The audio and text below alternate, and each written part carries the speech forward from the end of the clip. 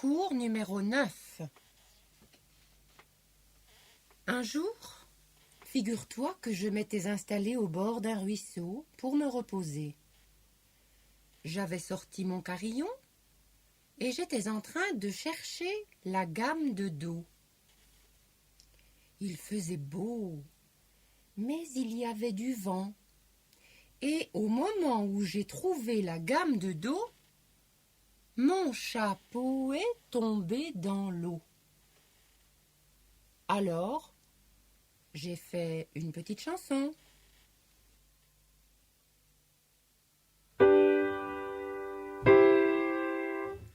Do, ré, mi, fa, sol, la, si, do. Mon chapeau est tombé dans l'eau. Tu peux la chanter avec moi.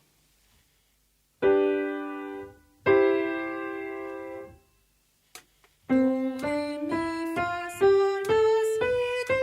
Mon chapeau est tombé dans l'eau. Mais au fait, saurais-tu toi aussi jouer la gamme de Do sur ton carillon? Essaie avec tes deux baguettes qui frappent chacune à leur tour depuis le Do grave, c'est-à-dire la lame la plus grande de ton carillon. Prépare-toi et, avant de commencer, écoute d'abord les deux accords joués par le piano, puis un demi-soupir que tu vois écrit au début de la chanson à la page 9. Ce demi-soupir est écrit juste après le chiffrage. Comme son nom l'indique, c'est la moitié d'un soupir. Le soupir a la même durée qu'une noire, le demi-soupir a la même durée qu'une croche. C'est donc un chute très court. Écoute plusieurs fois comment on fait.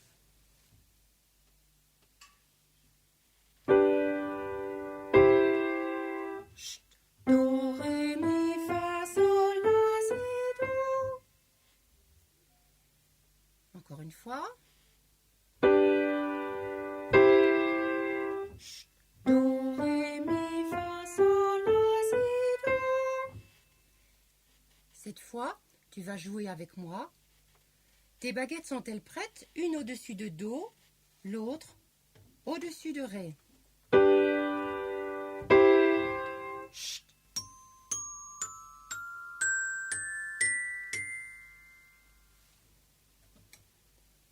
Voilà.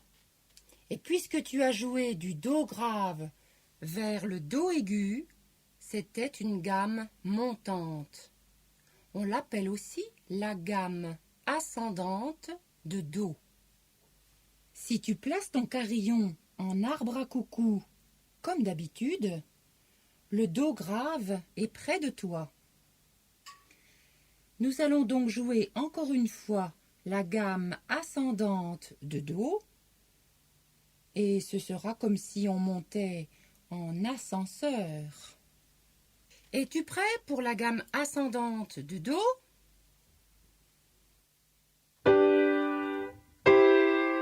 Chut.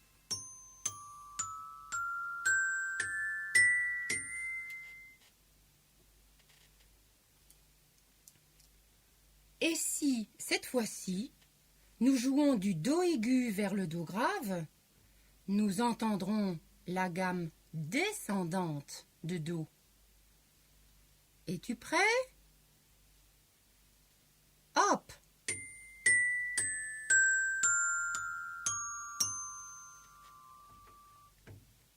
Encore une fois. Hop!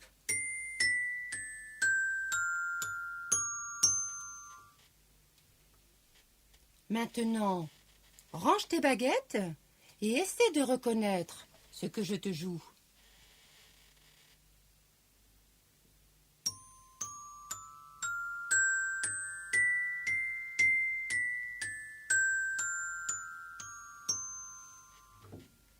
Tu as sans doute reconnu d'abord la gamme ascendante de Do, puis la gamme descendante de Do. Bravo! Et figure-toi que c'est justement la petite chanson de mon chapeau. Si tu regardes sur ton album, tu peux reconnaître les deux gammes de la chanson. Tu peux voir aussi la petite virgule qui te permet de respirer très vite entre les deux dos. Do, ré, mi, fa, sol, la, si, do, mon chapeau est tombé dans l'eau. Tu peux colorier la gamme ascendante d'une couleur et la gamme descendante d'une autre couleur. Compte combien de notes à chaque gamme. La gamme ascendante a 8 notes conjointes. La gamme descendante a 8 notes conjointes aussi. Et sur ton carillon, vérifie le nombre de lames sur lesquelles tu frappes pour jouer chaque gamme. C'est le même nombre, 8 lames, bien sûr. Quand tu auras réalisé le petit exercice de la page 9, la chanson transformée sera à 4 temps.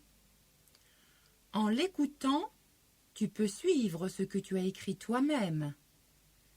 Tu remarqueras que le piano accompagne chaque note par un accord. 1, 2, 3, 4.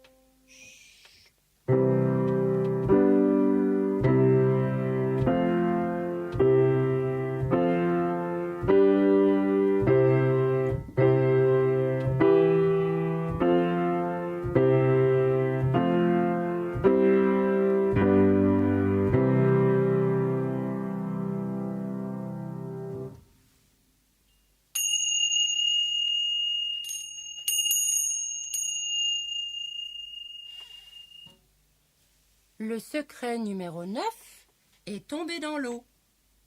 Mais je le rattrape, écoute-le.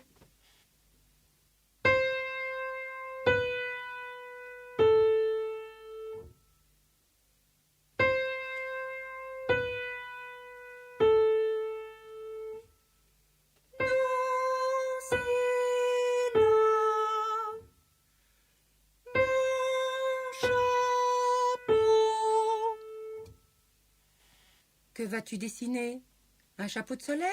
Un chapeau de cow-boy? Un chapeau haute forme? Un chapeau de pluie? De toute façon, c'est ton chapeau. Et tu chantes en montrant les gommettes et le dessin.